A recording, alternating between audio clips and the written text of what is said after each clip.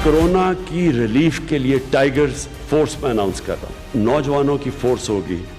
ये वो लोग होंगे जो वहां खाना पीना पहुंचाएंगे। ये वो लोग होंगे जो लोगों को बताएंगे कि सेल्फ क्वारंटीन क्या होती है। यंग डॉक्टर्स हैं, नर्सेज हैं, हमारे स्टूडेंट्स हैं, हमारे इंजीनियर्स, किसी भी शोबे के ड्राइवर्स हैं, मैकेनिक्स हैं, कोई भी इसमें शिरकत कर सकता है। Prime minister corona relief fund announce कर रहा हूं। इस अकाउंट में जो भी पैसा डालेगा किसी किस्म के सवालात नहीं पूछे जाएंगे।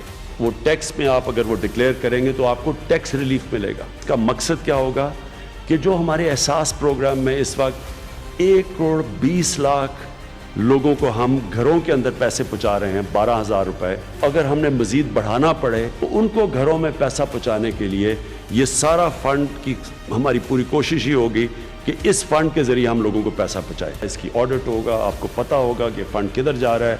स्टेट बैंक ऑफ पाकिस्तान ने फैसला किया है कि जो भी बिजनेसेस अपने मजदूरों को, वर्कर्स को बेरोजगार नहीं करेगी, स्टेट बैंक ऑफ पाकिस्तान उनको सस्ते कर्जे देगा। हमारे एहसास प्रोग्राम की जो फेसबुक पेज है, जो भी लोग चाहते हैं किसी गांव में बैठे हैं, उनको राशन की ज़रूरत है, वो उसके ऊपर रजिस्टर करें। जो खैरात देना चाहता है हम बता देंगे कि कौन से गांव में, कौन से मोहल्ले में लोगों को उस खैरात की ज़रूरत है, राशन की ज़रूरत है।